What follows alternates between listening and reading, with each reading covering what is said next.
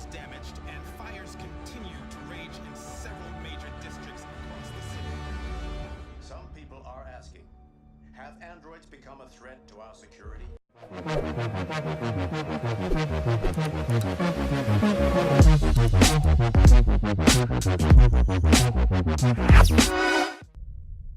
Detroit Become Human is a PS4 exclusive game developed by Quantic Dream and published by Sony. It takes a lot of inspiration from mediums of fiction and takes on a very interesting premise, but doesn't break any new ground with this topic. But it shouldn't be dismissed on this alone.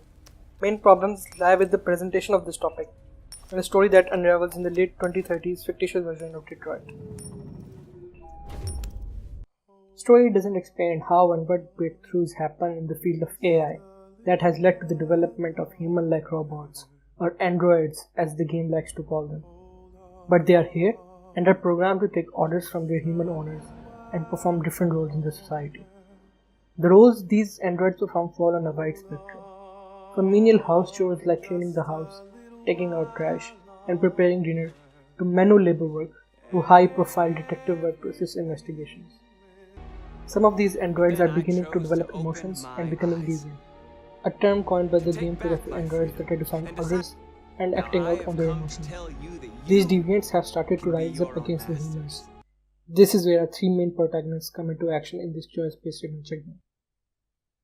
Kara, an ordinary android who finds herself caring for a little girl from an abusive home. Connor, a specially designed android to help crime investigations involving deviants. Marcus, a caretaker android for an extremely rich artist who keeps a giant giraffe in his dining room. Game jumps between these three playable characters, discovering and influencing their motives as game progresses. These three androids have very unique abilities to help them achieve their objectives. Connor can reconstruct events of a crime scene by exploring and analyzing points of interest. Marcus, using the same technique, can map out his parkour skills. While Kara has a very unique ability of talking and walking like every other android. But don't hate her though, she's taking care of a little girl, that's her special ability. Through speech choices and actions, each character can build up or break down relations with other NPCs exclusive to their story.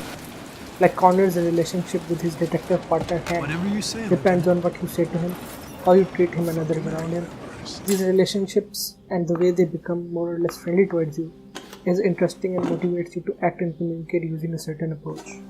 Stories of your three main characters can cross paths with each other, and that can often lead to conflicts within you as a player, and the story has a tendency to become a bit muddled. You have the ability to shape the characters through dialogue options and branching paths, but the conflicting motives have an inclination to confuse things, especially when the story is swapping back and forth between the characters. This is a small section which feels befuddling, as the rest of the game is as straightforward as it can possibly get. Detroit Become Human isn't subtle, it's far from it. In fact, the game will try to hit you with its message portraying what's happening on screen. While it is understandably the aim of this game to be powerful and impactful in its message, but more often than not, it fails to achieve this objective. While the game is about androids and their persecution by the hands of humans, it is very clear that this reflects real-world problems and situations. Perhaps the strongest plus point of Detroit Become Human is the branching paths of each chapter of the game, and the outcomes can vary quite drastically depending on whether you perform a certain task or select a specific dialogue option when chatting with some NPC.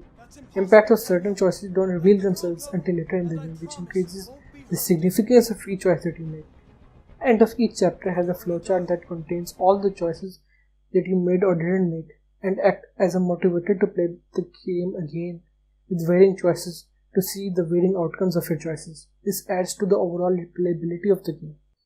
Quantic Dream also does a very good job in reminding you the mortality of these characters.